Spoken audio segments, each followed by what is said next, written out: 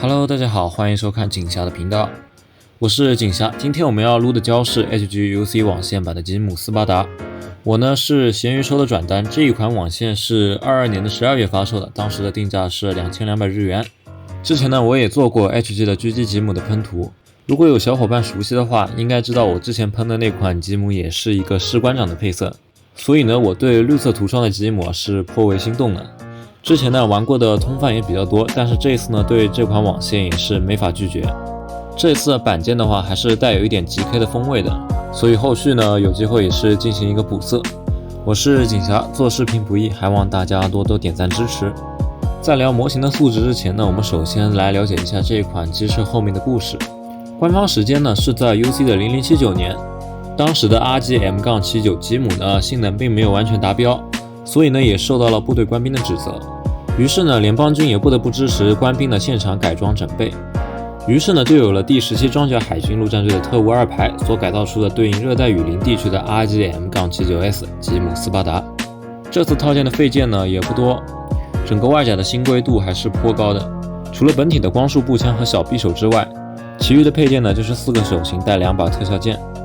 头部的正面的话，整个脸颊的造型还是偏瘦的，可动呢因为是球形关节的原因，也没有带引出的脖子，所以呢显得略差一点。不过呢这侧头部有新规的一个天线，是月神2号系吉姆共有的单条天线杆。其次呢就是脸颊下面的散热口和耳罩其实是一个零件，这里并没有采取分件的形式。头部的烟幕弹发射器呢也是给出了灰色的分件。设定上呢也有注明，这次呢将预定的队伍感测器更换为红外或者雷达的被动搜索系统。不过呢头顶的监视器这里没有采取红色的分件，而是给了一块红色的贴纸。我觉得呢可贴可不贴，不贴的话蓝色也挺好看的。其次呢就是不同于狙击吉姆，这次的整个头盔呢是固定造型的插槽，因此呢也就不支持移动。再说了，这次蓝色的眼罩还是挺通透的，也不舍得把它给遮盖掉。吉姆斯巴达在躯干方面呢，是原有胸甲的装甲上呢再安装了一块整体式的装甲，并且在排气口处呢再装了一个遮隔板，以此呢来减少热辐射，增加了机体在丛林中行动的隐蔽性。二段式的胸腰可动活动呢由一个球冠支持，肩部的装甲相较于之前呢是得到了明显的增强。机体的右肩顶面呢也是安装了2门线导反 MS 的导弹，去掉了连接架，是一个插槽。而左肩这个地方呢是有一块盖板填满，并且呢左肩的外侧也是安装了一块小型的上臂防盾。这个防盾呢是2枚分件组成的，而且连接方式呢也是新开了一个散热口的膜，然后呢引申出一根挂载的轴，把这块上臂防盾呢卡在这根轴上，所以呢刚才的配件中也是出现了用不着的散热口。不过呢不算非常紧实，碰一下的话还是容易滑掉的。除了防盾连接轴本身带有的可动呢，这个散热口带着也是有一些可动的，只要不是 C 扣都挺好的。其次呢就是关于挂载在肩膀前下侧的这块跳弹板，整体呢也是由2个分件组成的，上下的活动也是蛮灵活的。然后在肩甲对应的后方位置呢也是给出了一块很小的分件填充，这个也是和前面一样，左右两侧都是一致的，能给出分件对于喷涂党来说就是好事。右手臂的侧方呢也是有一根连接轴，连接了2根光束军刀的剑柄。其实呢要挂载在左臂也是可以的，都是有插槽的。这款机体实在是挺有意思的，不对称的地方很多，我非常的喜欢。整个小臂的这个曲轴是非常紧的，不过呢弯曲的幅度不算很大，最多也就120度左右。上臂呢带有一段平转的关节，并且呢平转关节的上方，也就是肩甲的内部呢也是给了一段灰色的内衬。手臂这里转动也是非常的紧，对于这次为数不多的武器来说呢也是足够用了。然后手臂的后方呢是给出了一整条的分件。这一款吉姆斯巴达的前裙甲呢和2个电池盒也是增加了少许的跳弹板。侧裙甲呢在左边挂上2个备用的弹夹，右裙甲呢则为3枚伸缩柄的手雷挂载。也不知道是不是我的心理因素呢，感觉这一次的锐度很高啊。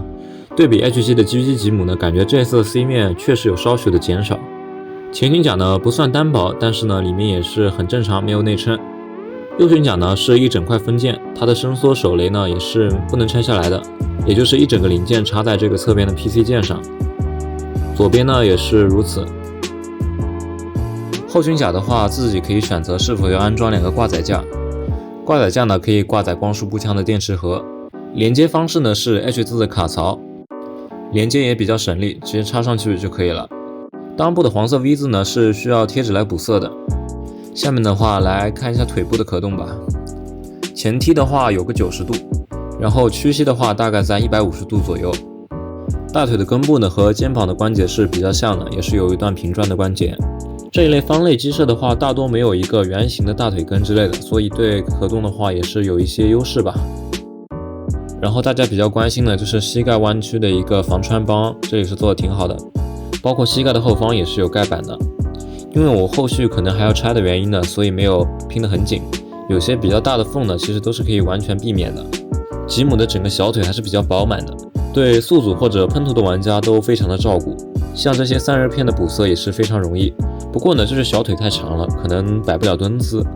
脚掌的话和我之前玩的超越全球的元祖也比较像，就是一个大拖鞋。不过脚底板的细节很有用心的刻画，也没有一点偷胶的痕迹。这款网线的整个细节设计还是挺用心的，包括在脚踝处圆环的内部呢，也是增添了一些细节。由于是球关插槽的原因呢，所以整个可动呢也不算太好，不过呢也够用了。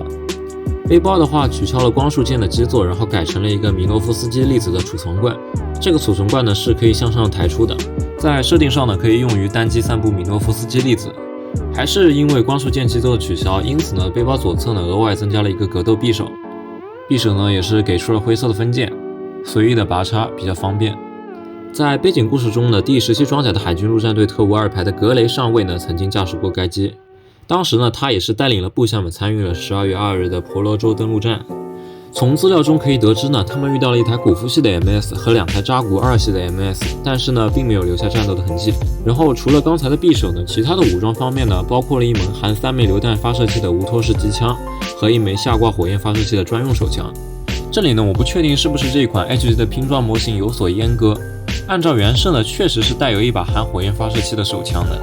再说了，就算你不知道原设中它还有一把手枪，也会感觉到这次的武装配备是不是太少了点呢？按照以往的积木来说呢，一把机枪，一把狙击枪，还给一个盾。这次虽然本体的一些小配件挺多的，但是大的固定武装呢还是有点遗憾的。好在呢，这把无托式机枪呢还有一个弹夹的替换功能，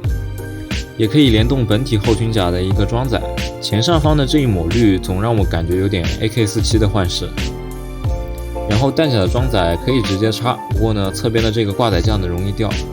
所以呢还是推荐先搭载在这个挂载架上面，然后呢再旋转上去，这样子的话比较稳妥。然后总体来讲呢，这一台机子还是非常紧实的，作为一台 HG 呢随便晃也不会有什么松动。不过呢目前的价格呢也是非常的